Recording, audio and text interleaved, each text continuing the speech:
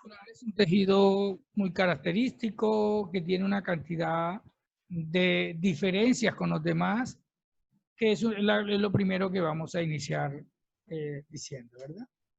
Una de las características que tiene este tejido es lo que tiene que ver, quito aquí esta barra, es lo que tiene que ver con el aporte de oxígeno, ¿cierto? ¿Eso qué quiere decir? Todas las células del cuerpo, cuando necesitan oxígeno, lo toman de la hemoglobina, todas. Terminado ese aporte de la hemoglobina de oxígeno, las células tienen que recurrir a otro metabolismo que se llama anaeróbico, porque ya no hay oxígeno, no hay aporte de oxígeno. La célula muscular, al igual que las demás células del cuerpo, toma el aporte de oxígeno de la hemoglobina. Pero cuando el aporte de oxígeno de la hemoglobina se agota, entonces el aporte, ella misma tiene una globina, y como las globinas son transportadoras de oxígeno, como está en el músculo, se llama mioglobina, entonces ella toma su oxígeno. Vamos a ver más adelante que la mioglobina tiene una afinidad muy alta, el oxígeno tiene una afinidad muy alta, la hemoglobina tiene una afinidad muy alta por el oxígeno. Eso quiere decir que a presiones de oxígeno muy bajas, todavía ella puede captar oxígeno.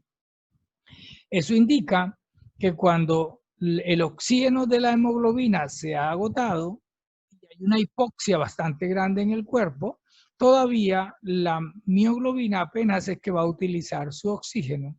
En concreto, el músculo puede utilizar el oxígeno de la hemoglobina, pero además de eso, puede utilizar el oxígeno de la mioglobina. Eso, desde el punto de vista del uso de oxígeno y por lo tanto de la formación de ATP, la hace ser una de las células más eficientes en esa producción energética. La otra característica que tiene el músculo tiene que ver con la producción de ATP. ¿Verdad? Resulta que todas las células del cuerpo, cuando entra la glucosa a través de la glucólisis, ella se va a convertir en piruvato y a partir del piruvato puede haber dos vías. Una vía que se hace en ausencia de oxígeno y eso indica que va a ser un metabolismo de tipo anaeróbico. Al hacerse fuera de las mitocondrias, la producción de ATP es muy pequeña. Por lo tanto, cuando se utiliza el metabolismo anaeróbico, la producción de energía, como es menor, pues el trabajo anaeróbico también es corto. Pero también desde el piruvato puede haber otra vía que es coger hacia las mitocondrias. Cuando el piruvato coge la mitocondria, entra a ciclo de Krebs y allí con la presencia del oxígeno puede generar una mayor producción de ATP. Y eso indica que las células, cuando se les pasa el oxígeno, pueden utilizar el metabolismo anaeróbico, pero también pueden utilizar el metabolismo aeróbico. La célula muscular, al igual que las demás células, igualmente pueden utilizar ese tipo de vía metabólica. Pero la célula muscular tiene una tercera vía para producir ATP y se llama el método de los fosfágenos. ¿Eso qué quiere decir o eso cómo se explica? Lo que hace es que la célula muscular tiene una proteína que se llama creatina. Aquí vemos en el dibujo inferior, tenemos cierto. La creatina, cuando el ATP se desdobla en ADP más fosfato más energía, la creatina tiene la particularidad de poder capturar una molécula, la molécula de fosfato que sale del ATP. Recuerde, se divide ADP, fosfato más la energía. Entonces, ese fosfato que se desprende lo puede tomar la creatina y se convierte en fosfocreatina. Cuando los niveles de ADP crecen mucho, eso quiere decir que se ha utilizado mucho ATP, el músculo tiene la particularidad de que ese fosfato de la creatina, a través de unas reacciones químicas, bioquímicas obviamente, se puede unir nuevamente al ADP. Eso quiere decir que el fosfato de la creatina unido al ADP se convierte en ATP. Y entonces esa vía de los fosfágenos es la otra vía por la cual el músculo puede producir ATP. Es la única célula que se conoce que puede tener las tres vías para producción de ATP. Las demás células tienen el metabolismo anaeróbico, el metabolismo aeróbico, pero la célula muscular además tiene la vía de los fosfágenos, que es a través de la fosfocreatina. Entonces es otra característica que tiene la célula muscular. La otra característica también que tiene la célula muscular es que todas las células, cuando necesitan glucosa, esa glucosa la aporta el hígado a través del desdoblamiento del glucógeno, ¿cierto? La glucogenólisis, producida en el hígado, genera glucosa que es utilizada por los tejidos. La célula muscular, al igual que los demás tejidos, utiliza la glucosa proveniente del glucógeno hepático. Cuando el hígado agota su almacenamiento de glucógeno, entonces las demás células que estaban utilizando la glucosa hepática y necesitan energía, entonces tienen que utilizar otras vías, ya sea los lípidos, ya sea las proteínas. Entonces utilizan la vía de la gluconeogénesis. La célula muscular, al igual que las demás células, para el primer aporte de glucosa, lo obtiene del glucógeno hepático. Cuando el glucógeno hepático se agota, entonces la célula muscular puede utilizar su propio glucógeno que ella produce. O sea que puede utilizar por más tiempo esa vía de la glucosa. Por lo tanto, retrasa un poco más la utilización de vías alternas como los lípidos y las proteínas. Esa es otra característica que tiene la célula muscular. En cuanto a las mitocondrias, recuerde que las mitocondrias son los sitios donde se da el metabolismo aeróbico y donde se produce la mayor cantidad de ATP. Y cuando vieron ustedes allá en sus biologías, se dieron cuenta, le dijeron que esas membranas que tienen las mitocondrias internamente, allí es donde se dan los procesos de respiración celular, etcétera, etcétera, pero que también es allí donde se forman todos los procesos, todas las moléculas energéticas. Bien, ¿qué le pasa a la célula muscular?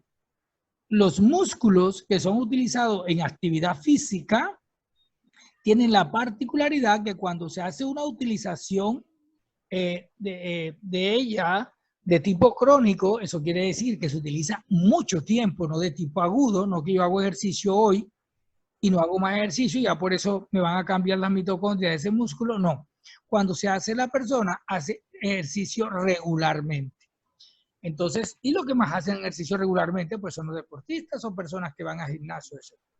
Entonces, esas personas que hacen esa actividad física con regularidad, los músculos que ella utiliza para esa actividad física aumentan el número de mitocondrias. Eso implica que los músculos utilizados para la actividad física tienen una mejor producción de ATP porque tienen más mitocondrias. Pero además de eso, las mitocondrias que pertenecen a los músculos que son utilizados en la actividad física optimizan su producción. ¿Por qué? Porque las mitocondrias que están en los músculos que se utilizan para actividad física aumentan el número de membranas mitocondriales, ¿verdad? Tanto internas como con las internas, perdón. Entonces, eso hace que no solo tienen más número de mitocondrias los músculos que hacen actividad física, sino que sus mitocondrias tienen un mayor número de membranas. Por lo tanto, son más optimizadas, o sea, están optimizadas en la función que tiene que ver con el aporte energético. Y lo otro que caracteriza a la célula muscular es el contenido proteico.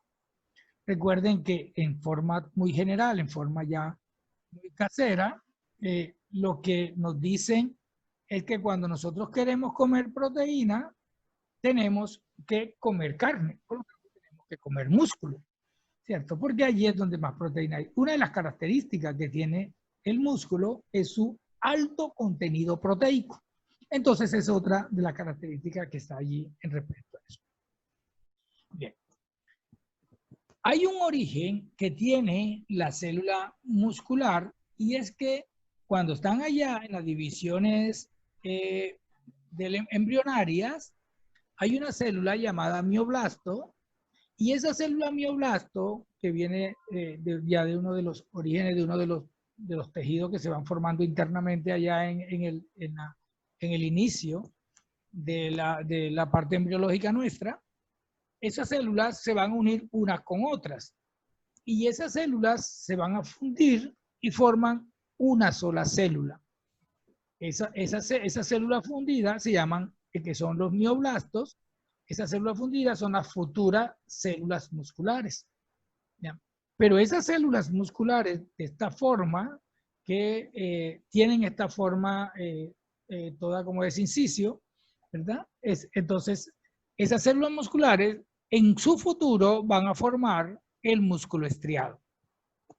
Entonces, como ven, la célula de ese músculo, como es la unión de muchas células, entonces son células polinucleadas. En esta gráfica que tenemos acá, vemos en la segunda fila de los dibujos, cómo ya está formada, que dice fusión de mioblasto, vemos cómo se forma, se va uniendo todas las células y se van formando una sola célula. Luego abajo, que vemos miotubo, ya vemos la célula formada. Y como ven, en el principio de esa formación, los núcleos están en la parte central de la célula. Posteriormente, con el desarrollo de la célula muscular y como vamos a ver más adelante, con la aparición de las miofibrillas se van a colocar en el centro de la célula y entonces los núcleos van a ser periféricos. Por eso, una característica que tienen las células musculares estriadas es que son polinucleadas, pero además de eso, sus núcleos son periféricos porque en el centro están todas las miofibrillas. Ese es el origen porque el origen de las otras células diferentes a la célula estriada, que es la célula lisa, la muscular lisa, tiene otro origen. Pero como alguien va a exponer esa parte, pues no voy a quitarle ese protagonismo y por eso solo menciono que tienen otro origen. Cuando entremos a célula lisa, a muscular lisa, pues ya las personas encargadas nos harán una pequeña historia de eso. Entonces dijimos que las células están formadas por una serie de proteínas, pero cuando hablamos de célula muscular, estamos hablando de fibra muscular, ¿verdad? Célula muscular y fibra muscular es lo mismo. Y dijimos que las células musculares están formadas por una serie de miofilamentos, ¿verdad? Entonces, esos miofilamentos pueden ser llamados delgados o miofilamentos también pueden ser llamados gruesos. En todas las células musculares, sin ninguna distinción, sin hacer distinción, en todas las células musculares que existen, hay miofilamentos delgados y miofilamentos gruesos. La unión de todos esos miofilamentos va a dar lo que llamamos miofibrillas. Entonces ahora vamos a ver con calma cómo son esos filamentos para poder entender la célula muscular. ¿Qué es lo que pretendo? Voy a ir desde el centro de la célula hacia afuera para ir mirando cómo es la estructura interna hasta que lleguemos a la estructura externa de la célula muscular. Bien, entonces tenemos que son miofilamentos delgados y miofilamentos gruesos. En el caso de los miofilamentos delgados, están compuestos por 3 proteínas características. Están compuestos por muchas proteínas, pero solo por cuestiones pedagógicas y por cuestiones de tiempo, vamos a mencionar muy pocas. Pero realmente, como dijimos, la célula muscular está compuesta por muchas proteínas. En el caso de los filamentos delgados, están compuestos por estas 3 proteínas que ven ustedes ahí. está compuesto por la actina G. Ven que entre paréntesis dice actina F. Más adelante les voy a explicar con una gráfica cómo la proteína inicial se llama actina G, pero la unión de muchas actinas G se llama actina F. Eso lo miramos ahorita con una gráfica.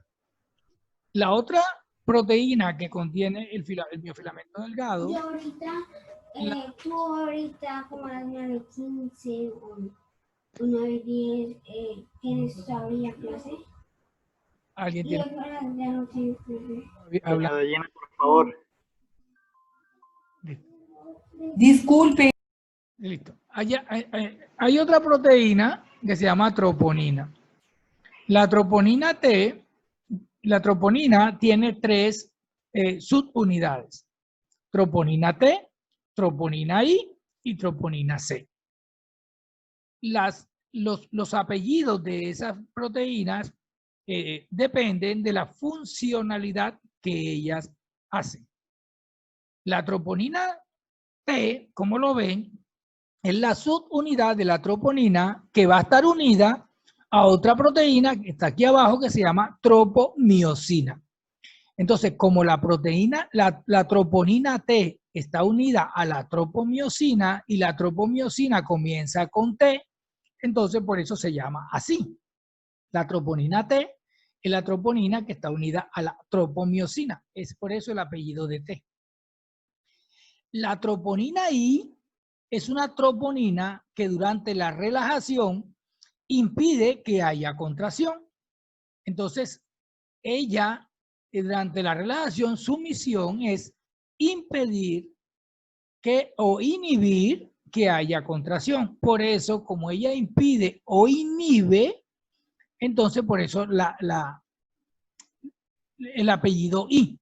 Más adelante voy a explicar cómo la troponina I, junto con la tropomiosina, que es realmente la que tapa, la que inhibe fuertemente la contracción, están asociadas en su funcionalidad. Y la troponina C es una troponina que captura el calcio que proviene del exterior de la célula. Para que haya contracción muscular deben pasar muchas cosas, pero una de las cosas que debe pasar es que entre masivamente el calcio a la célula. Cuando eso sucede, entonces esta troponina atrapa el calcio y se dan los mecanismos de contracción que más adelante vamos a explicar. Entonces, como la troponina C atrapa el calcio, entonces por eso, como viene de calcio, la troponina tiene ese apellido, troponina C. En conclusión, la troponina tiene la troponina T, que es la que está unida a la tropomiosina, la troponina I, que inhibe o impide la contracción muscular, y la troponina C, que captura el calcio. Y la otra proteína que compone el filamento delgado es la tropomiosina. Y la tropomiosina, vamos a ver, que es una proteína globular que está compuesta, porque su unidad individual se llama troponina G, pero que la unión de muchas troponinas G se llama troponina F. Entonces, lo que hacen esta proteína es tapar los sitios de actina, de la actina G, donde pueda unirse el otro miofilamento, el filamento grueso, para que pueda haber contracción. Eso lo vamos a explicar con calma más adelante. Y el otro miofilamento, sabemos, es el miofilamento grueso. Bien, entonces ahora aquí con una gráfica intento explicar lo mismo que dije en filamento delgado. Esto es un filamento delgado que está compuesto por 3 proteínas. La actina, como la vemos aquí, y cada globulito rojo, o parece como una fresa o algo así, cada una de ellas es la proteína G. Pero fíjense que hay un cordón, disculpen la palabra, hay un cordón de actinas aquí. Todas ellas unidas, toda esta unión que hace aquí en forma de cinta, es la actina F. Una sola actina se llama actina G, pero todo este cordón de actina se llama actina F. Bien. También dijimos que había la troponina. Entonces vemos aquí, mire, en la parte izquierda donde estoy señalando, que está la troponina con sus 3 subunidades. Esta que está aquí puesta en azul es la troponina T, o sea que es la que está unida a la tropomiosina, que aquí se ve como una cinta amarilla y azul que va recorriendo al lado de la actina F. La otra que está aquí como en color salmón es la troponina C, o sea la que atrapa el calcio, y la otra que está aquí en color verde es la troponina I, que es la que inhibe. Entonces aquí vemos las 3 subunidades. Y aquí en forma enrollada, como en una cinta helicoidal, vemos aquí, mire, está de color azul y como amarillo, salmón. Vemos que hay una proteína que va rodeando a toda la actina F. Esa proteína es la tropomiosina. Ella, en ese recorrido que va haciendo, tapa los sitios activos de la actina G. La actina G cada una tiene un sitio activo donde debe unirse con el filamento grueso para que se dé la contracción muscular. Supongamos que estamos aquí en una relajación, por lo tanto, la tropomiosina, en acción con la troponina I, tienen tapado esos sitios. Ahorita vamos a ver cuando la troponina C captura el calcio, la troponina I hace un viraje y con ello cambia de sitio a la tropomiosina y deja al descubierto los sitios de unión del filamento grueso con el filamento delgado y se puede dar la contracción muscular. Entonces, aquí reafirmamos lo que hemos dicho.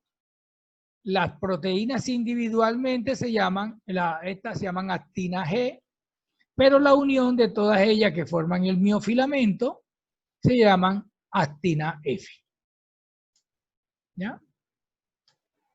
Y aquí entonces vemos esa parte y ese miofilamento va a estar unido a otra proteína para poder tener un anclaje y formar la estructura del músculo. Y como le dije, no lo vamos a mencionar, pero hay una serie de proteínas que son las que permiten que el miofilamento esté anclado y pueda hacer el trabajo de contracción. Entonces la actinina y toda una serie de proteínas que vemos acá están generando ese anclaje que vamos a ver más adelante. Se da en una proteína que se llama línea Z. Bien, ahora en cuanto al filamento grueso. El filamento grueso está compuesto por una proteína que se llama miosina. Esa proteína tiene 2 subunidades. Una primera subunidad que estoy señalando acá, que se llama cabeza, y una subunidad que estoy señalando acá, que se llama cola.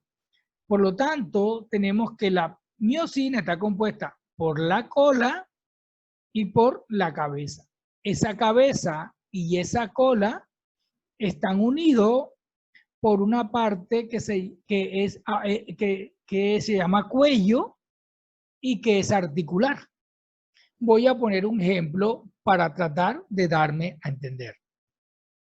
Vamos a suponer, muchachos, que ustedes, el brazo de ustedes es la cola de la miosina, ¿verdad?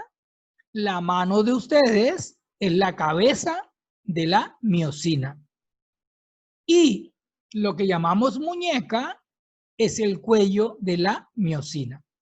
Por lo tanto, si este antebrazo con mi mano es el filamento grueso, la cabeza, o sea, en este caso la mano, puede hacer movimientos, como ustedes lo ven, ustedes pueden hacer flexión o extensión de la mano. Y la muñeca permite hacer ese giro. Más o menos, ahorita cuando veamos la parte de contracción, eso es lo que hace. La cola está fijada a una proteína que se llama línea M, lo vamos a ver más adelante, y eso hace que, ahí es la fijación de ella. Entonces, ella puede mover la cabeza, vamos a ver ahorita con gasto de ATP y todo eso, y de esa forma agarrar el filamento delgado e ir rodándolo, y ahí, así de esa forma hacer la contracción muscular. Entonces, eso genera allí. ¿Qué pasa con esa cabeza? Esa cabeza tiene dos sitios importantísimos vital para la contracción. Tiene un sitio, miramos aquí lo pintaron como de amarillo en la cabeza, tiene un sitio que sería el sitio donde se une con la actina G, ¿ya? Entonces, esta cabeza se une a la actina G y a partir de allí ya se da la contracción muscular. Pero también tiene otro sitio, la cabeza, que es un sitio, como lo vemos aquí abajo, que dicen sitio ATPásico, o sea, tiene actividad ATPásica. ¿Eso qué quiere decir? Que ese sitio tiene la particularidad de desdoblar el ATP en ADP más fosfato más energía. Y es esa energía la que el músculo va a utilizar. Una parte de esa energía la va a utilizar para la parte del movimiento, o sea, es una energía cinética, y la otra parte de esa energía la va a utilizar, va a ser, perdón, calor. Por eso cuando hacemos actividad física, entonces no solo hacemos movimiento, sino que también se nos aumenta la temperatura por la producción de calor.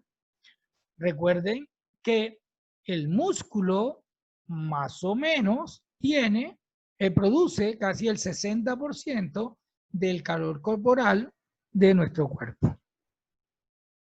Pero también quiero anotar allí que miren lo que pasa. Aquí en este dibujo, en esta gráfica que tengo en la parte inferior, hay dos moléculas de miosina. Lo que pasa es que ellas se enrollan entre sí y por eso se ven aquí enrolladas, ¿no? Entonces, por eso cuando vemos el filamento grueso, vemos que está formado por una cola y por dos cabezas. Pero realmente son dos moléculas de miosina que están enrolladas en la cola y por eso sus dos cabezas quedan de esa forma. Entonces, por eso ustedes en los textos van a encontrar que esas cabezas se llaman su unidad de S1 y su unidad de S2. Pero realmente como si fuese una sola estructura. Pero realmente, como lo ven, son dos moléculas proteicas de miosina que sus colas se enrollan y sus dos cabezas quedan allí disponibles. Bien, entonces aquí en esta gráfica miramos la unión de muchas, la unión de estas miofilamentos delgados, la unión de muchos de ellos, mire, van a formar todo el filamento grueso, ¿verdad? El filamento delgado, no, perdón, filamento grueso. Entonces vemos cómo aquí, mire, cada uno trae uno y muestra sus dos cabezas, están las colas y muestra sus dos cabezas. Esto que veo aquí es más o menos la estructura del miofilamento grueso que se ve allí. En esa cabeza va a estar la actividad ATPásica y también va a estar el sitio de unión de la actina con la miosina. Aquí nuevamente vemos que en esta gráfica, vemos en la parte inferior de la gráfica estaría el filamento grueso y vemos la miosina con sus dos cabezas, donde están los dos sitios, el sitio ATPásico y el sitio de unión de la actina. Y en la parte superior vemos un miofilamento delgado con la actina F. Vemos en una pequeña cinta que va pasando por allí como un marroncito, una pequeña cinta entre la actina G, que es la tropomiosina, y esa tropomiosina es la que tapa los sitios activos donde la cabeza de miosina se puede unir con la actina. Por eso allí, como no hay unión, entonces en ese momento suponemos que esa gráfica es una relajación. Bien, entonces, de acuerdo cómo se arreglan o se conforman dentro de las células los miofilamentos, la célula muscular se va a dividir. Hay una célula muscular donde los miofilamentos se unen de una forma tal que el aspecto histológico o el aspecto microscópico de ese músculo, aquí estoy señalando en la parte interna, en la parte inferior izquierda de la pantalla, miren cómo el músculo se ven un poco de rayitas, como especie de rayas, ¿verdad? Las personas que vieron eso al microscopio, se les ocurrió o se les pareció más bien que eso parecían unas estrías. Y como eso al microscopio se ve de esa forma, entonces a ese tipo de músculo le llamaron músculo estriado, porque su apariencia es como tener estrías.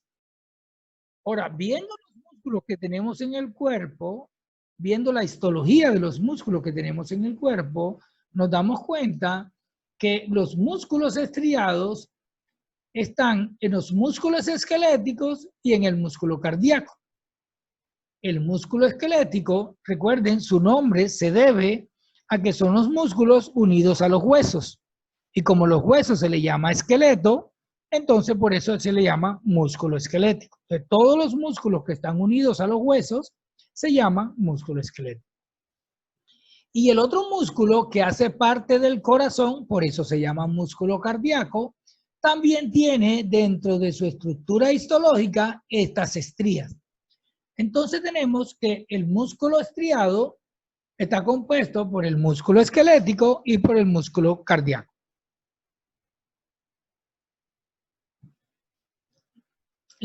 Los músculos que no tienen estas estrías, sino que tienen cualquier otra forma, como la figura que vemos en la parte inferior derecha, el dibujo, entonces a esos músculos se le llama músculo liso. Así que desde el punto de vista de la histología, tenemos un músculo que tiene forma de estría y tenemos un músculo que no tiene forma de estría. Entonces, los que tienen forma de estría se llaman estriados, los que no tienen esta estría se llaman músculo liso. Así que tenemos una primera división de los músculos de nuestro cuerpo. Esos músculos, ahora vamos a referirnos a los músculos estriados, porque los músculos lisos y el músculo cardíaco lo vamos a ver en clases posteriores, ya adjudicado con algunos estudiantes que tienen esa responsabilidad. Entonces, el músculo estriado también tiene unas subdivisiones. Y debido a esas subdivisiones, esas subdivisiones se deben al tipo de fibra que tengan. Eso quiere decir que el músculo estriado puede tener diferentes fibras. Y de acuerdo a esas diferentes fibras, podemos subdividir al músculo estriado. Y nos vamos a referir en concreto al músculo estriado esquelético. Entonces, de acuerdo al tipo de fibra muscular, podemos dividir las fibras musculares del músculo esquelético. Entonces vemos que tenemos músculos que tienen, se le llama tipo 1 o de contracción lenta. También se le llaman fibras rojas. Ahora un poquito miramos un poco su característica porque se le llaman así, ¿verdad? Y también existen el tipo 2, o sea, las fibras musculares pueden ser de tipo 1 de contracción lenta y de tipo 2 de contracción rápida. Esas son las dos fibras, ¿verdad? Entonces, las de tipo 1 son de contracción lenta, son rojas. Las de tipo 2 tienen una subdivisión. El tipo 2A, que son las contracciones rápidas, y el tipo 2B, que son contracciones intermedias. De todos modos, el tipo 2A y el tipo 2B tienen una contracción rápida comparada con el tipo 1. Por eso se asocian las dos en el tipo 2. Las de tipo 2A, como tienen realmente, o sea, los de roja o blanca, realmente no son blancas, ¿no? Realmente no son blancas, sino que tienen menos mioglobina. Recuerden que las globinas son proteínas que transportan oxígeno, pero que también tienen color. Entonces, la de tipo 1, como tienen mucha mioglobina, entonces se ven muy rojas. Por eso se le llama contracción lenta o rojas. Las de tipo 2A son las que menos bioglobinas tienen. Por eso dan un color, un rosado muy tenue o muy blancuzco. Por eso se le llaman fibras rápidas o blancas. Y las de tipo 2B, que tienen una contracción intermedia entre la contracción rápida y contracción lenta, su contenido de hemoglobina es mayor que la de 2A, pero menor que la de tipo 1. Entonces tienen un color menos rojo, un poco más rosado, entonces también se le llama así. Ese es el verdadero nombre que le dan es debido a esas características. Entonces, en conclusión, tenemos fibras tipo 1, que son de contracción lentas, fibras tipo 2B, que son de contracción intermedia, y fibras de tipo 2A, que son de contracción rápida. Ahora vamos a ver por qué o qué criterios se toman para hacer esas subdivisiones. Entonces vemos esos criterios, vamos a mirar esos criterios de esas subdivisiones. ¿Qué criterio se utiliza? El primer criterio se llama actividad ATP-ácica. ¿A qué se refiere la actividad ATP-ácica? Se refiere a la velocidad o la cantidad y velocidad con que el músculo puede producir ATP. ¿Qué tanto ATP produce el músculo? Eso es lo que le vamos a llamar esa parte. Estoy un poco confundido. La actividad ATP-ácica es qué tanto puede gastar y el perfil metabólico es qué tanto puede producir. Y ahí me confundí un poco. Bien, entonces, y la velocidad de contracción. Entonces tenemos estos tres criterios, ¿verdad? Actividad ATP-ácica, qué tanto puede gastar, perfil metabólico, qué tanto puede producir, y entre lo que puede gastar y lo que puede producir, te va a dar la velocidad de contracción, que es la tercera característica. Entonces, si un músculo gasta mucha, pero produce poco, ¿cierto? Entonces hace una velocidad rápida, pero se agota muy rápido. Ahora lo miramos, vamos a mirar esas combinaciones mejor allí. Bueno, pero el criterio generales son esos. Ahora vamos a mirar cada una de ellas. Entonces vamos con las fibras tipo 1, que habíamos dicho que eran de tipo lento y que también eran tipo rojo, ¿verdad? Entonces, actividad ATP-ácica, ¿qué tanto ATP gastas, verdad? Entonces, ese tipo de ATP es bajo, o sea, ellas gastan muy baja, muy poca cantidad de ATP. Pero ¿qué tanto ATP produce? Es altísimo. Entonces quiere decir que estas células gastan muy poco ATP, pero producen mucho ATP.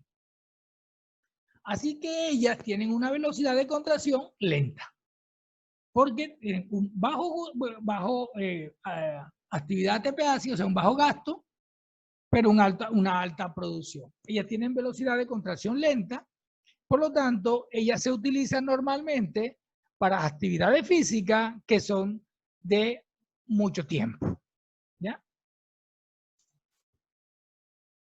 ¿Por qué? Entonces, ¿por qué ellas tienen un perfil metabólico muy alto? Porque fíjense que tienen una alta densidad mitocondrial. Eso quiere decir que poseen muchas mitocondrias. Recuerden que ese es donde fabricamos todas esas moléculas, gran cantidad de moléculas energéticas de ATP. Entonces, tienen una alta densidad mitocondrial, por lo tanto, producen mucho ATP. Por eso tienen un perfil metabólico alto. Y la concentración de glucógeno de ellos también es alta. ¿Ya? Entonces, repito, miren cómo todo esto.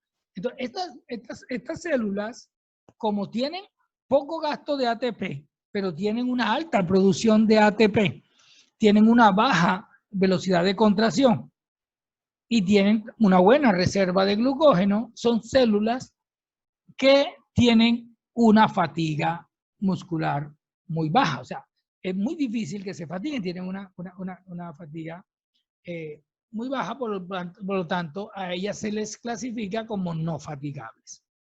Un ejemplo sencillo, y me adelanto, son los músculos de la postura, ¿verdad?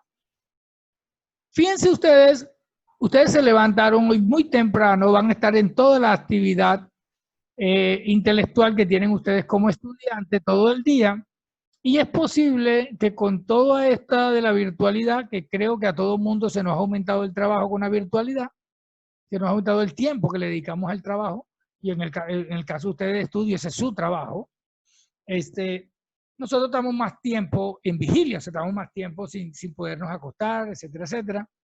Y todo ese tiempo, sus músculos del cuello, su cabeza está allí, ¿cierto? Su cabeza no se cae, sino que siempre sostiene su posición. Entonces, los músculos del cuello que sostienen su cabeza, que son de postura, fíjate que no se fatigan. ¿cierto? Porque están compuestos por este tipo de fibra, de células, de fibras que pueden durar mucho tiempo y por eso no es fatigable. Igual los músculos que tienen que ver con la pierna, etcétera, ¿cierto? Ahí están más en ese sentido.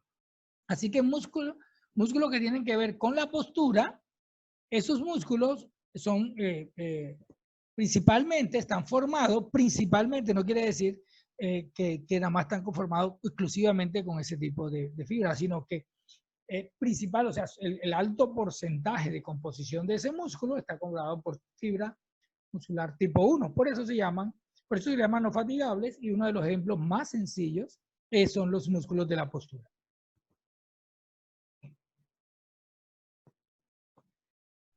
Ahora nos vamos a las otras fibras, a la fibra, la tipo 2A, que es de contracción rápida o blanca. Ya habíamos dicho que la característica de rápida nos indica que debe tener una velocidad de contracción muy rápida, pero también la característica de blanca es su bajo contenido de mioglobina, lo que indica que va a tener un bajo aporte de oxígeno, ¿verdad?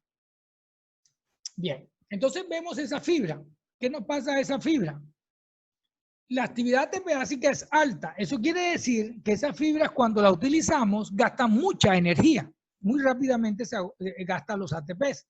Los ATP, perdón, en singular.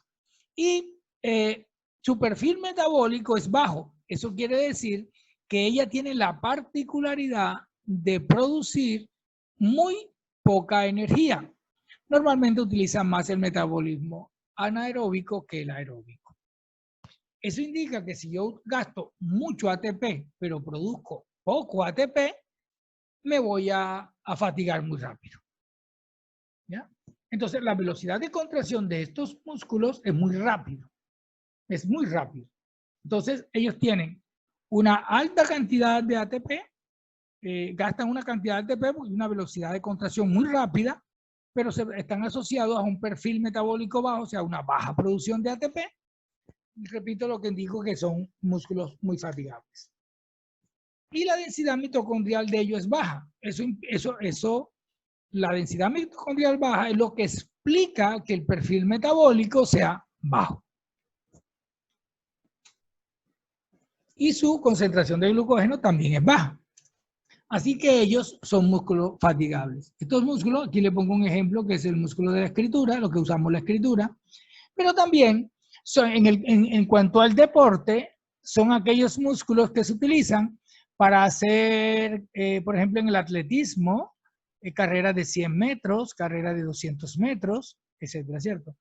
En el atletismo, en el caso de contrario, también, por ejemplo, en el caso de las maratones, pues utilizaríamos un poco más los músculos que contienen fibra del tipo anterior. Y por último, los tipos de fibra tipo 2 de contracción intermedias, pues como su nombre lo indica, tienen una velocidad una velocidad de contracción entre la contracción rápida y la contracción lenta. Igualmente, el contenido de mioglobina es intermedio entre la 1 y la 2A. Entonces, esta fibra tiene una actividad ATPásica alta, por eso también están clasificados dentro del tipo 2. Tienen un perfil metabólico bajo, como está allí en la anterior, y una velocidad de contracción también rápida, ¿no? ¿Cierto? Su densidad mitocondrial es media, y eso ayuda a que, a pesar que la actividad ATPásica sea alta y el perfil metabólico sea bajo, pues ayuda a mantener esa parte intermedia que las caracteriza, y su concentración de glucógeno es bajo. Por eso, estas fibras son las llamadas fatigas moderadas, o sea, está entre el tipo 1 y el tipo 2A. Bien, aquí en esta gráfica, como les queda el video, pues van a estar todas las clasificaciones que pueden haber para todos los ítems o las variables que pueden darse para clasificar la tipo 1, la tipo 2 y la tipo 3, ¿no? Pues nos vamos a detener allí porque a ustedes les queda eso, y además eso lo encuentran fácilmente en las redes, pero simplemente era para decirles que sí existe, y allí están Todo eso que le permitirá hacer los diferentes cruces y ustedes poder entender todo eso que acabo de resumir en la parte anterior a esta parte, ¿no? Bien, entonces la célula muscular, como dijimos, está compuesta por miofibrillas y componen a la fibra muscular. Esas fibras musculares, algunas son de tipo 1, algunas son de tipo 2A y algunas son de tipo 2B. Pero como dijimos también, la fibra muscular es la misma célula muscular. Entonces, por eso, en el dibujo que tengo aquí, mírelo, las miofibrillas componen a la fibra muscular y la fibra muscular unida componen una serie de fascículos musculares y la unión de varios fascículos musculares componen el músculo. Eso es, en términos generales, cómo está compuesto el músculo, ¿verdad? Una fibra muscular o célula muscular que unida en paquetes se llaman fascículos y la unión de esos fascículos componen el músculo. Ahora, lo que vemos es que cada célula muscular, o sea, cada fibra muscular va a estar rodeada, parece que bueno, va a estar rodeada por un pequeño tejido conectivo, ¿ya? Va a estar rodeada por un pequeño tejido conectivo. Ese tejido que conectivo, cada fibra, cada célula muscular está rodeada por un tejido conectivo. Ese tejido conectivo se llama endomisio. Entonces vemos que cada célula está rodeada por el endomisio. Entonces, como un grupo de células se unen entre sí para formar todo el paquete muscular, ¿verdad? Todo este paquete muscular que vimos ahorita, o el fascículo. Entonces, ese fascículo va a estar unidos por un perimicio. Así que el número de células musculares va a colocar un fascículo y el fascículo va a estar rodeado por un tejido conectivo que se llama perimicio. La unión de muchos fascículos componen el músculo y esos fascículos están unidos por una membrana externa que se llama epimicio. Entonces, de esa forma, el músculo va uniéndose uno a uno y va con... Para darme a entender mejor, aquí traigo otra gráfica por si de pronto no me he dado a entender muy bien. Comienzo acá, mire, como ven, el conjunto de miofibrillas componen la célula muscular, los filamentos gruesos y delgados. Ese conjunto de miofibrillas compone una célula muscular. Una célula muscular está rodeada por una membrana de tejido conectivo que se llama endomisio. Así que las células musculares están rodeadas del endomisio. La unión de varias células musculares componen un fascículo. Ese fascículo está unido por un tejido conectivo que se llama perimicio. Y la unión de muchos fascículos componen el músculo. Y está unido, está unido, esta fascia, está unida a este tejido muscular por el epimicio. Y de esa forma el músculo se une a el hueso. Entonces, ¿cómo es que el músculo se une al hueso? A través del tendón, ¿verdad? ¿Y quién conforma el tendón? Entonces, como vemos aquí, la célula muscular o la fibra muscular está unida, está forrada por el endomisio y el endomisio sigue toda la célula muscular. Luego el fascículo está rodeado por el perimicio y el perimicio sigue, como vemos aquí donde estoy señalando, sigue todo el fascículo. Y luego la unión de fascículos están unidas por el epimicio y todo el epimicio sigue. Entonces, todos ellos se van uniendo acá al final del músculo, todos esos tejidos conectivos se van uniendo al final del músculo y forman el tendón. Por eso, la unión de todos ellos, cuando forman el tendón, entonces el tendón se adhiere al hueso y de esa forma es que el músculo se agarra al hueso, ¿de acuerdo? Entonces, por esa razón, cuando el tendón hace tracción sobre él, el músculo se va a ver afectado, ¿verdad? Porque si el tendón se alarga, quiere decir que el músculo acordó de longitud. Si el tendón no se afecta, quiere decir que el músculo no se cambia de longitud. Ahora, si el músculo se acorta, entonces el músculo hace una tracción sobre el tendón y el tendón hace una tracción sobre el hueso, que como vimos más adelante, habíamos visto, cuando el tendón hace tracción sobre el hueso, lo estimula para que aumente la absorción de calcio en ese hueso.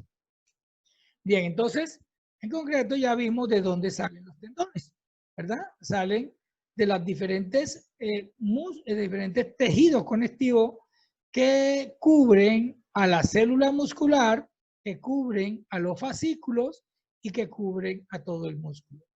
Más adelante, cuando hablemos un poquito, muy poquito, sobre lo que nosotros en deporte llamamos tirón y llamamos desgarre, pues nos vamos a meter con estas estructuras. Por eso quiero que lo tengan en mente. Ahora vámonos con la célula muscular para poder mirar lo de la contracción muscular. ¿Ya? Entonces, ahora que vemos aquí la célula muscular, veremos aquí que esta es una célula muscular que es muy característica, ¿verdad? Y la célula muscular va a tener cada uno es una célula muscular, es una parte, esta es una célula muscular y cada uno son las miofibrillas que están componiendo a esa célula muscular.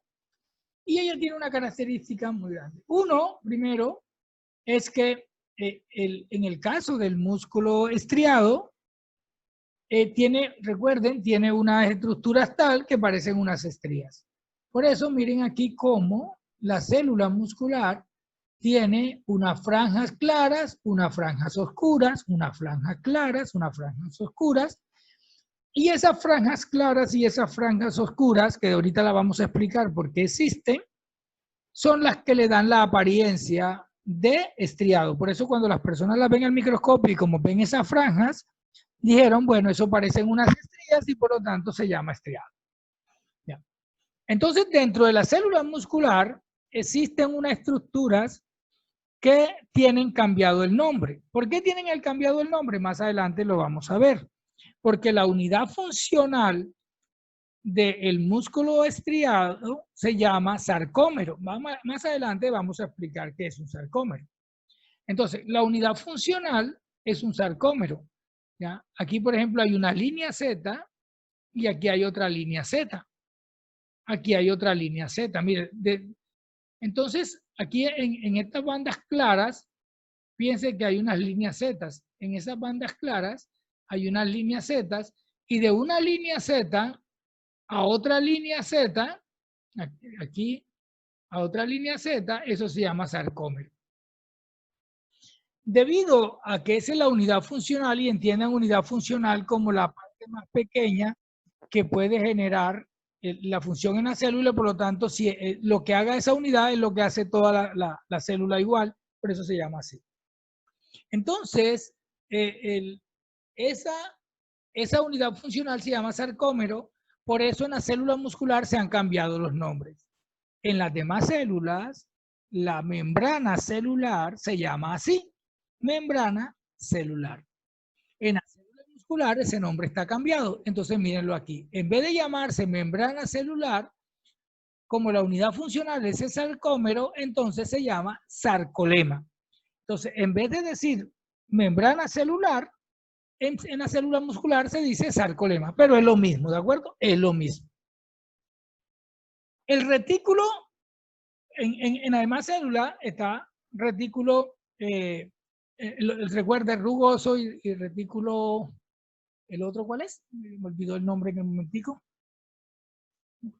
Bien, entonces. El retículo endoplasmático liso y rugoso. Hacia llena, el retículo endoplasmático liso y rugoso, ¿verdad? Entonces, fíjense que aquí el retículo tiene una forma muy particular, pero entonces también cambia de nombre. No se llama ni rugoso ni liso, sino que como la célula muscular tiene sarcómero, entonces se llama sarcoplasmático. Este retículo va a jugar una parte muy importante en la contracción muscular debido a que este retículo que está dentro de la célula contiene una cantidad mínima de calcio que es mayor a la que está en el citoplasma de la célula. Pero ese calcio que está metido en el retículo sarcoplásmico no tiene contacto directo con el citoplasma. Por eso se considera que viene de extracelular. Ahorita cuando veamos la contracción muscular, vemos cómo sale ese calcio de ese retículo.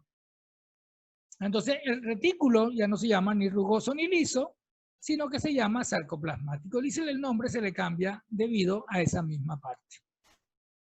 Igualmente, en toda la célula hay citoplasma, ¿verdad?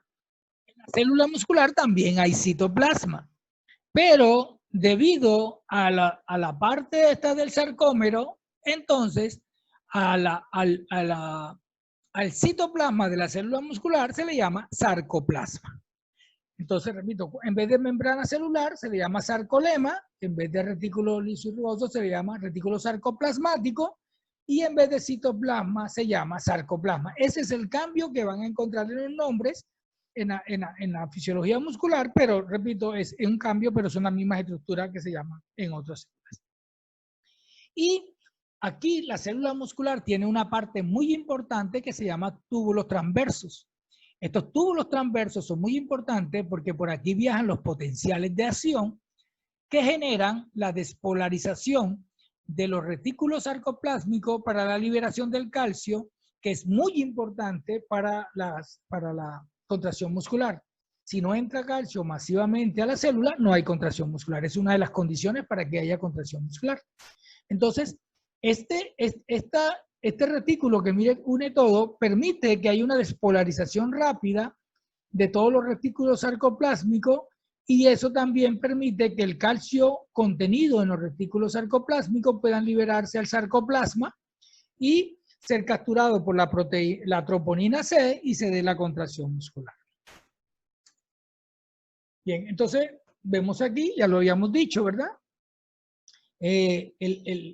Las miofibrillas están compuestas y el citoplasma de la célula muscular se llama sarcoplasma, la membrana celular de la célula muscular se le llama sarcolema y los retículos se llaman retículos sarcoplasmáticos, ¿verdad? Entonces aquí vemos esta parte que ya veamos. Entonces, nosotros vemos que las miofibrillas en el músculo estriado están ordenadas de una forma tal que en algunos sitios solo hay filamentos gruesos y en algunos sitios solo hay filamentos delgados y en algunos sitios es mixto. Entonces, en esta gráfica que vemos acá arriba, que vemos acá en la parte negra, vemos aquí la gráfica estriada, vemos que en esta parte negra vemos que hay unas franjas claras, unas franjas oscuras, unas franjas claras, unas franjas oscuras. Esas franjas están divididas por una línea, una proteína que se llama línea Z, que en el caso que lo vemos aquí hay una línea Z, y luego vemos que aquí hay otra línea Z y aquí hay otra línea Z, ¿verdad? Entonces, entre una línea Z y otra línea Z hay una estructura que se llama sarcómero. A partir de la línea Z, vemos que alrededor de la línea Z la coloración es clara, ¿cierto? El aspecto de la coloración esta es clara. Entonces, y luego vemos que alrededor de la línea M, otra proteína que contiene que aguanta los miofilamentos gruesos, hay unas bandas, hay una franja oscura. Entonces, esa formación que está allí, eso para cuestiones pedagógicas, es que empiezan a dividirse el sarcómero internamente. Entonces, para subdivisión, primero, el sarcómero va de una línea Z a otra línea Z. Eso es lo primero que vamos a mirar. De una línea Z, aquí en la parte medial, vemos un músculo relajado, una línea Z, ¿verdad? A otra línea Z. Eso se llama sarcómero. A partir De la línea Z salen los miofilamentos delgados. En este caso, en el dibujo del centro, son rosados. Entonces vemos que salen los filamentos delgados. Y a partir de esta parte central o línea M, salen los miofilamentos gruesos hacia ambos lados. Así que nosotros vemos, en este sitio solo hay miofilamentos delgados, en este sitio solo hay miofilamentos delgados, que son las que dan el aspecto claro. Y en este sitio están todos los miofilamentos gruesos. Aquí está de verde, ¿verdad? Aquí está de verde. Si miramos arriba, concuerda con la parte oscura. Entonces, donde están los miofilamentos delgados, se ve claro. Donde están los miofilamentos gruesos, se ve oscuro. Ese es lo que le da la ración de estriado o no estriado al músculo.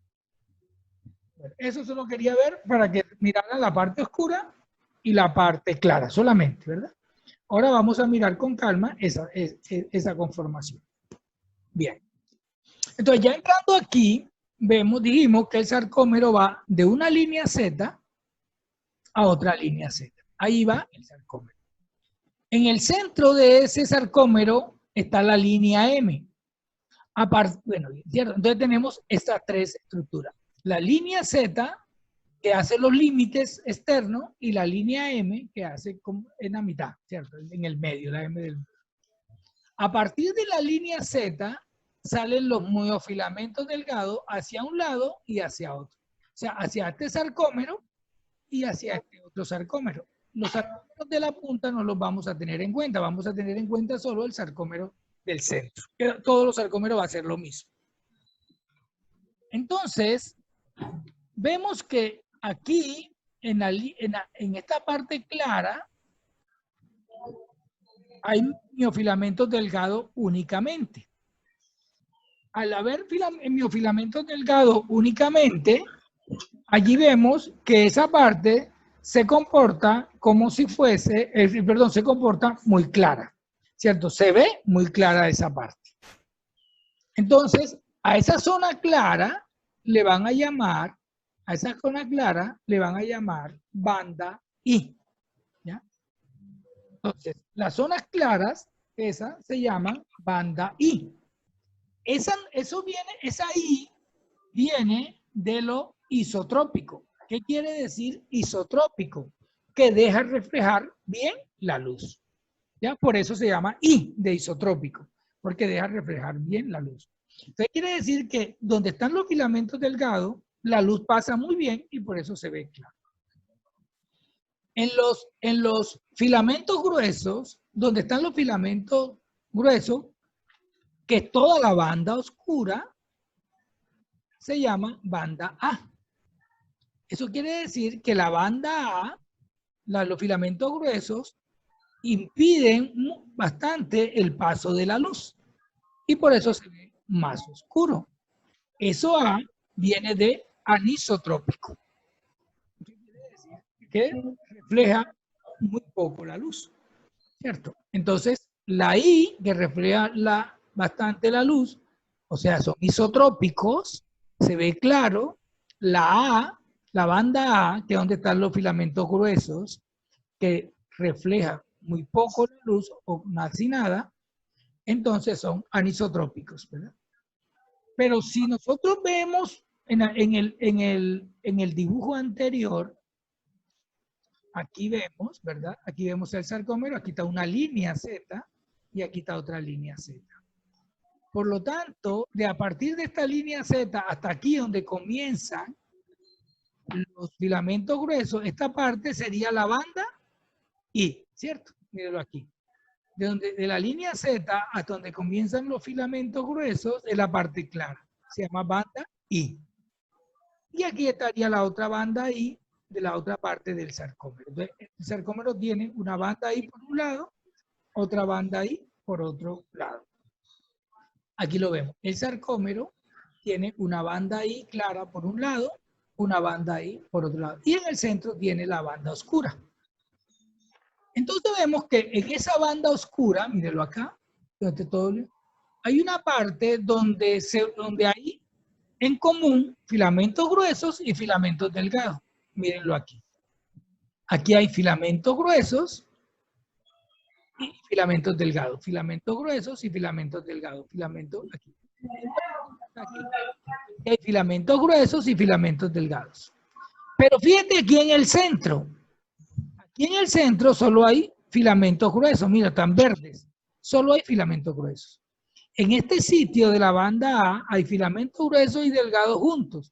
En este sitio de la banda A hay filamentos delgados y gruesos juntos, pero en el centro de la banda A solo hay filamentos gruesos. Entonces, mírenlo aquí. Aquí tenemos la banda A, que es toda la parte oscura.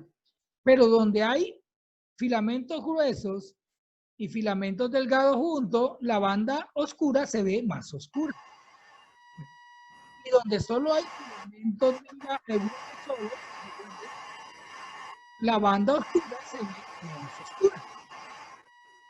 Entonces tenemos que toda la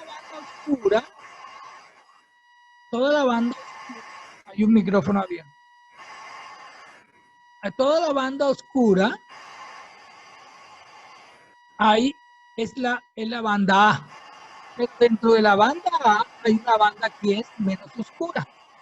A esa banda menos oscura, donde solo hay filamentos gruesos, se le llama banda A. En conclusión, Disculpe, profe, Nelly López tiene el micrófono abierto. Listo.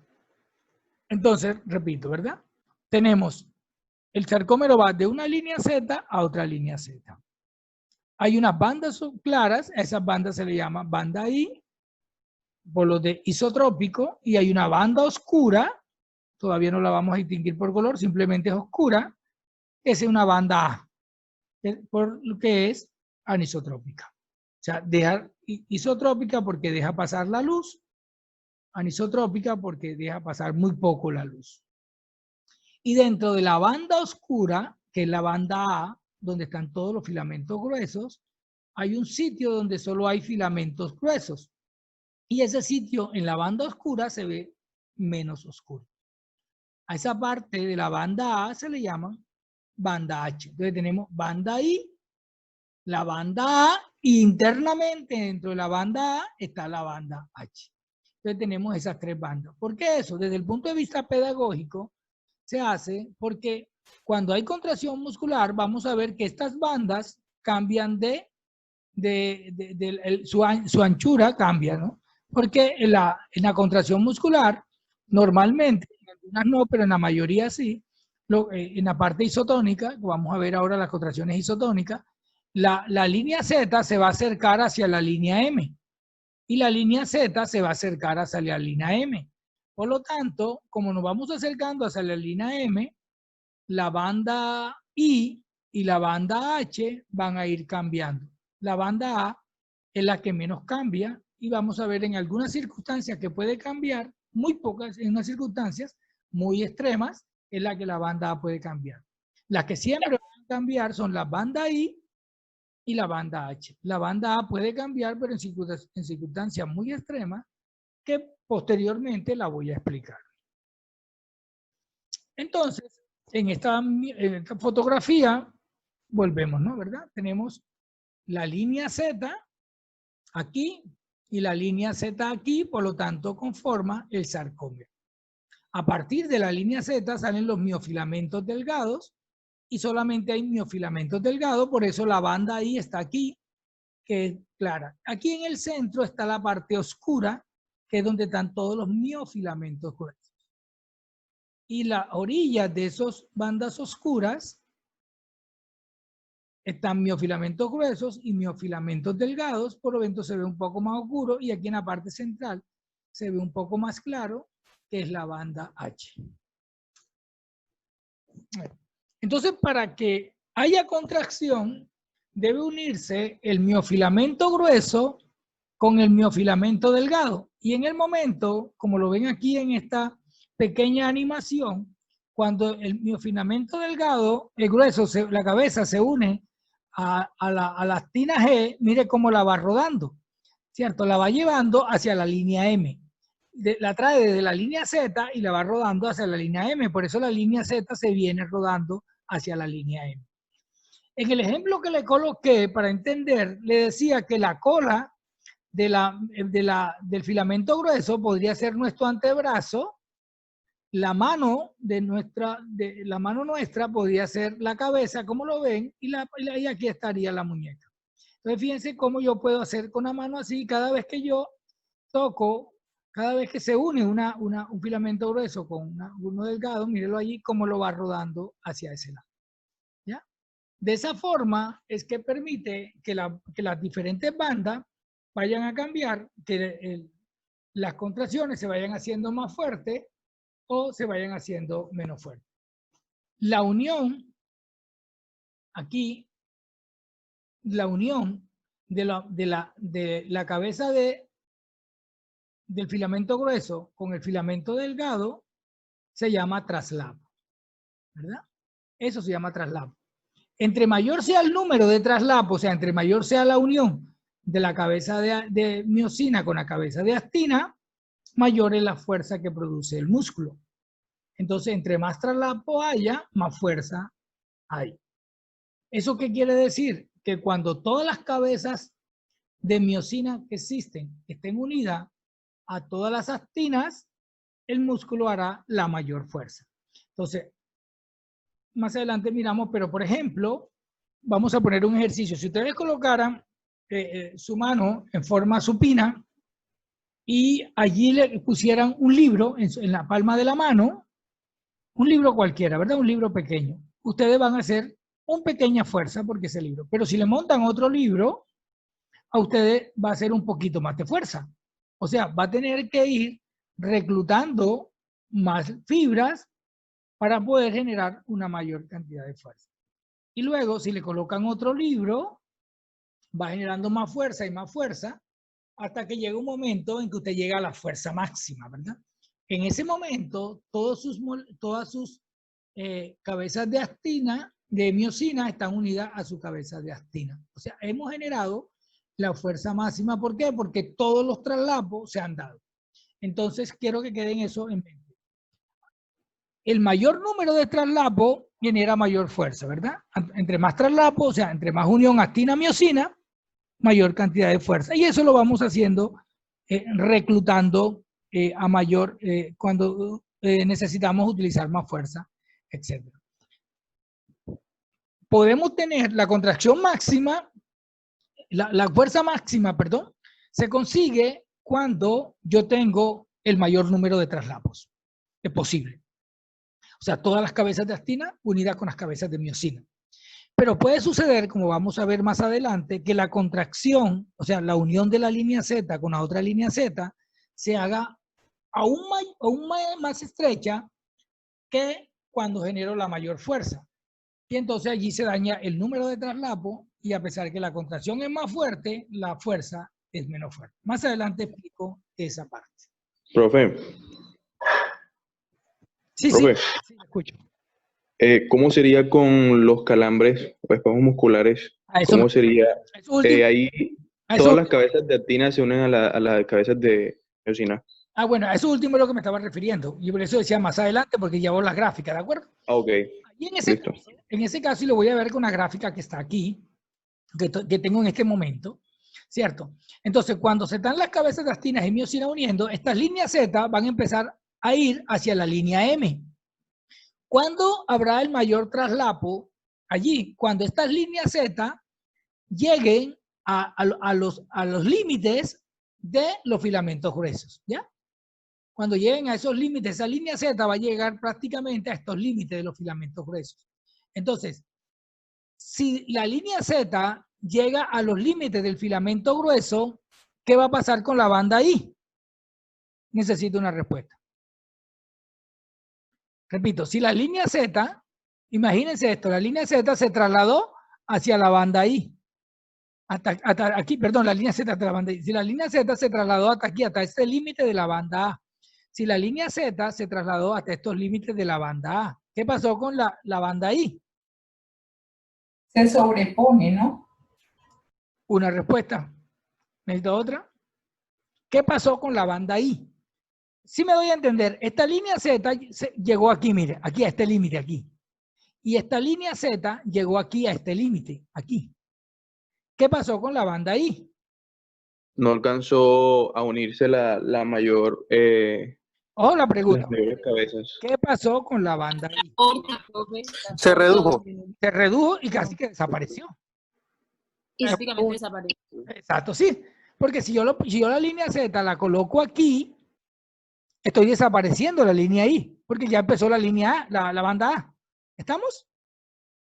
Entonces, fíjense, a medida que la línea Z se va uniendo hacia la línea M, la fuerza del músculo se va haciendo mayor. Mira, aquí está la parte azul esta, ¿verdad?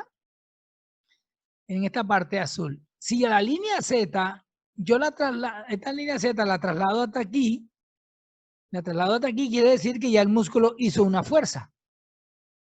Si la traslado un poquito más, quiere decir que el músculo hizo una fuerza mayor porque el número de traslapo es mayor. Vamos a suponer que cuando la línea Z llega hasta los límites de la banda A, se han dado todos los traslapos, vamos a suponer. ¿Sí? Entonces, ¿cuándo se daría la mayor fuerza del músculo? ¿En qué momento de los que he dicho?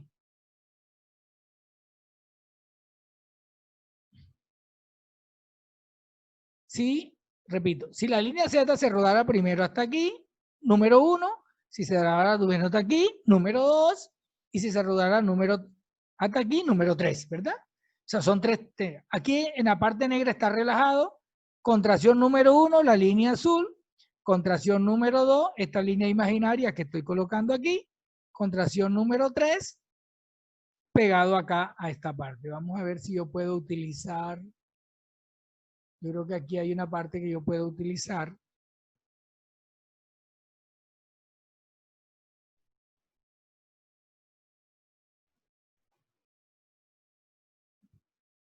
A ver si puedo, no lo supe hacer. Había una forma de rayar. Bueno, entonces. Como las líneas de Excel, profe. Sí, por eso, a ver si me doy a entender. Bueno, esta línea azul la ven, ¿verdad? Eso sería, la línea negra es cuando el músculo está relajado. La línea azul sería la contracción número 1. Vamos a suponer que esta línea azul la pudiera trasladar un poquito más acá, 1 centímetro más acá. Me quedaría aquí entre la mitad del azul y la mitad del inicio.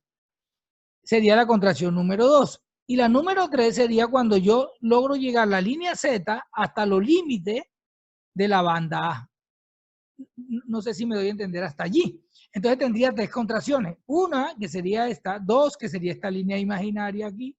Y 3, que sería esta línea imaginaria donde están los límites. Si aquí hay el mayor número de traslapo, aquí en esta línea que está pegada aquí, entonces tendríamos contracción 1, contracción 2 y contracción 3. ¿En qué momento, en cuál de las 3 fases tendríamos la mayor fuerza de contracción y por qué? Si me di a entender, a ver. En el mayor acercamiento, habría una resistencia a la fuerza que podría generar una ruptura. No. En un momento, ¿no? Oye, allí la pregunta, ¿verdad? ¿Dónde de los 3 momentos tendría la mayor fuerza? En los límites de la banda A. Correcto, ¿cierto? En los límites de la Porque, banda A. sí. Exacto, ¿por qué? Porque sería el mayor número de traslapos. El número de traslapos. porque, Entonces, mediante. exacto. Correcto, ¿de acuerdo? Entonces, esto para adelantarme un poquito con lo que me dijeron con lo de la contracción, de los calambres. Más adelante tengo el ejemplo, pero ya aquí lo explico y más adelante lo reafirmamos con el, ¿cómo se llama? Con la gráfica. Entonces, aquí tengo la mayor fuerza. Entonces, fíjense ustedes que ustedes tienen la mano en forma supina, se colocan un libro de fisiología, otro libro de fisiología, otro libro de fisiología, y llegará un momento en que tendrán que hacer la mayor fuerza, ¿verdad? Entonces, en ese momento, quiere decir que la línea Z de esos músculos, de esos sarcómeros de ustedes, está llegando aquí a este límite. Y allí tenemos una contracción muy fuerte con la mayor fuerza, pero puede ocurrir que la línea Z se traslade más adentro de la banda A. supongamos que llegó aquí a los límites, donde se ven aquí los límites de la banda de los filamentos delgados, ¿de acuerdo? ¿Qué le va a pasar allí a los filamentos gruesos si la línea Z estuviera aquí en este sitio que estoy señalando? ¿Qué le pasaría a esta parte? Estuviera relajada, ¿no? No, sí me doy, o sea, aquí va a estar la línea Z y aquí va a estar la línea Z. O sea, estos filamentos tendrían que doblarse aquí, ¿sí? Porque la línea Z, como viene, la línea Z viene arrastrando, ¿sí? Viene echándose para acá y ella está hacia allá. Cuando llega aquí, la va a doblar. Es como si vamos a suponer, usted tiene una varilla de hierro que pueda ser doblada, supongamos, ¿verdad? Y usted la tiene en una mano apuntando a otra persona. Entonces la otra persona llega un momento en que le llegó hasta la barriga esa varilla, pero si la persona sigue avanzando y la varilla se puede doblar, entonces él sigue avanzando, él sería la línea Z y la varilla empezaría a doblarse. ¿Sí me doy a entender? ¿Cierto? O no sé si me doy a entender. Sí. Ah, bueno, listo. Entonces, al doblarse el filamento grueso, ya no va a tener la disponibilidad de unirse de actina con miosina, porque está doblado. O sea, ya no está en el sitio donde haya la unión de actina con miosina. Entonces resulta que aquí, en este sitio, que estoy aquí, hay una contracción más fuerte, porque las líneas Z se vinieron hasta acá, o sea que la contracción es lo más fuerte posible, pero hay menos fuerza, porque no hay unión de actina con miosina, porque toda esta parte del filamento grueso está doblada y no puede unirse con la actina y miosina, ¿de acuerdo? Entonces fíjense que aquí hay una contracción más fuerte, pero hay menos fuerza porque hay menos unión. Espero haberme dado a entender hasta allí. Entonces, si tengo la línea Z con todas las uniones de actina-miosina, tengo la mayor fuerza y tengo una contracción fuerte. Pero puedo tener una contracción más fuerte con menos fuerza. Eso es el calambre. ¿Sí? Porque fíjense que la contracción es más fuerte, pero hay menos fuerza. Si usted tiene calambre, si se quiere parar sobre esa pierna, no tiene la fuerza suficiente. Entonces, allí para preguntarme sobre el calambre es así. O sea, son contracciones más fuertes, pero como los miofilamentos gruesos tienen que doblarse porque las líneas Z se vinieron, entonces no hay unión de actina con miosina. Y como la unión la da el traslapo, entonces estamos ante una contracción más fuerte, pero ante un músculo que genera menos fuerza. Por eso, durante la contracción, durante el calambre, que más adelante vamos a ver que se llama tétano, realmente se llama tétano. Entonces, durante ese calambre, hasta ahora le vamos a llamar, siguiendo llamando calambre. Entonces, durante ese calambre, el músculo va a generar menos fuerza. Usted puede, en un jugador de fútbol, pone la bola, va a hacer un tiro muy lejos, el portero va a hacer un tiro muy lejos y va a querer llegar la pelota desde su puerta a la otra puerta y le da con toda la fuerza que tiene, hace una contracción bien fuerte, se unen las actinas con la miosina al máximo y él le pega esa patada bien fuerte, ¿verdad? Resulta que ahora, porque tenía mucha fuerza, porque hizo muchas uniones de actina con miosina, resulta que ahora el portero tiene calambre, tiene una contracción muy fuerte, pero cuando le pega la bola, no le va a pegar tan fuerte, porque hay menos fuerza. No sé si me di a entender allí, y por eso la contracción tetánica, la contracción de calambre, se llama tetánica, la contracción de calambre es una contracción más fuerte, pero que produce menos fuerza.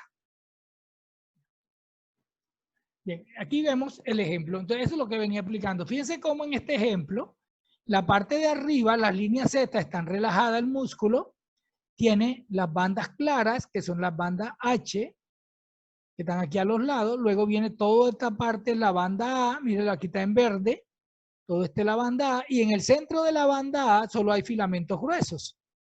Entonces, esa es la banda H. Pero aquí en esta contracción, en la parte de abajo, mire que ya hay un músculo contraído, entonces la línea Z se ha rodado. Mire que la línea Z se ha rodado hacia la línea M.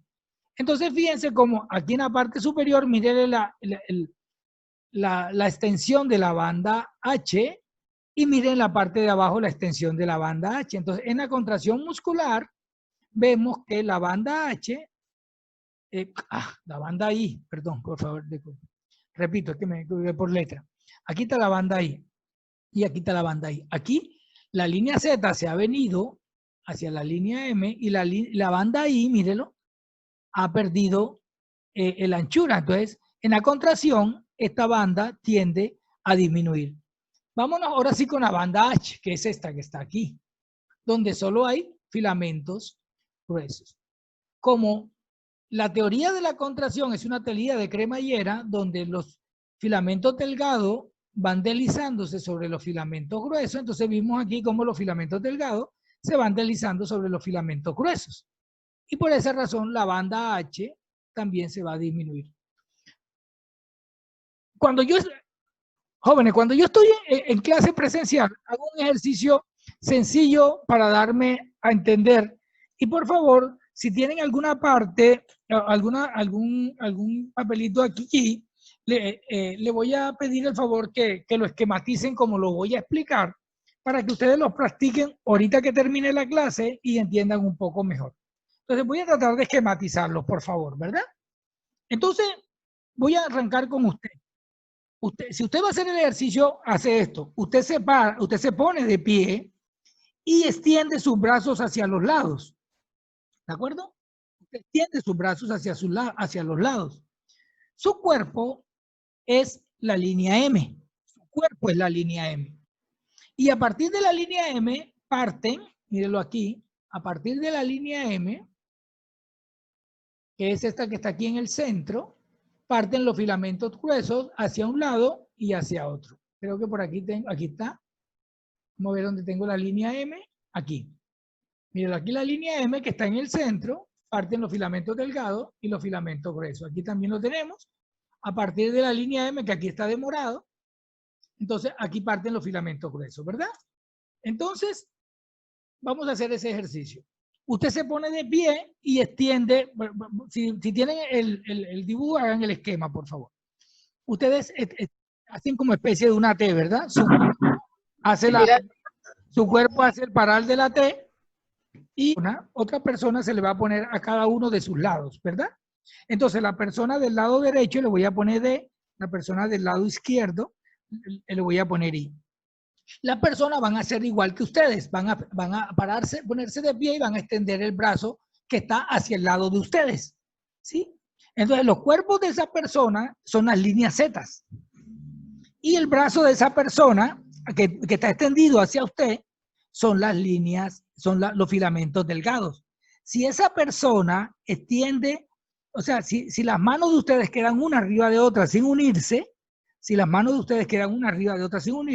tenemos entonces que los cuerpos de las personas son las líneas Z, su cuerpo es la línea M, y la extensión de ustedes es los filamentos gruesos, la extensión de usted, el filamento grueso, la extensión de las personas que la están ayudando son los filamentos delgados, ¿verdad? Si usted va rodando, si esa persona, perdón, de línea Z, usted se queda fijo. Si usted va rodando esa persona hacia usted, quiere decir que la mano va pasando de la mano, va llegando hasta el codo y puede llegar hasta el bíceps. Va llegando hasta el codo y puede llegar hasta el bíceps. Entonces, fíjense, si ustedes miran los tiempos, inicialmente cuando la mano de usted estaba sobre la mano de la otra persona, la línea, la banda I era desde la mano de usted hasta el cuerpo de la persona. La banda A es desde la mano de usted, de una mano de usted hasta la otra mano de usted. Esa es la banda A. ¿Cierto? Entonces, a medida que la persona se acerca a usted, la distancia entre su mano y el cuerpo de la persona va disminuyendo. Esa es la banda I que va disminuyendo. Y la distancia entre las manos de las dos personas, cuando se van uniendo a usted, también va disminuyendo. Esa es la banda H, que también va disminuyendo. No sé si me expliqué muy bien. Recuerda que si conoces la fisiología, podrás conocerte a ti mismo.